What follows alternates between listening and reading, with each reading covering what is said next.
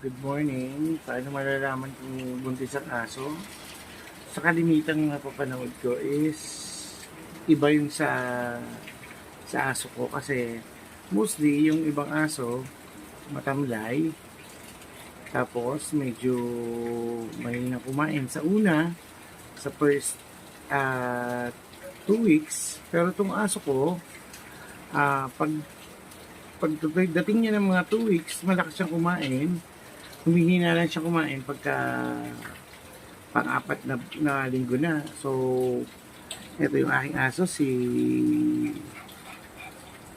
Pupita. Ayan, yung aso ko ay, ayan, si Pupita. Medyo, paano na niya ngayon? Pa 1 month. Ayan, pa 1 month na niya ngayon. So, buntis siya. So, wala namang na iba, bukod sa malaki yung tiyan. Ganun pa rin siya kumain, ganado, energetic. So, iba-iba siguro yung mga ng aso. The most important is, yun nga, makikita nyo naman na malaki yung tiyan, na medyo ang nipples siya nagkakaroon ng laman. Iba-iba kasi yung instances na mga nangyayari pagka nabubuntis, parang iba-iba yung sign.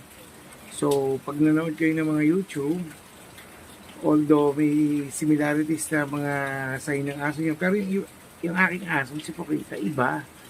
Talagang kahit pagbuntis siya, ayan. Same behavior, pero ang nababago lang sa kanya is yung lumalaki yung tiyan at saka yung mga nipples. Ayan. Kita?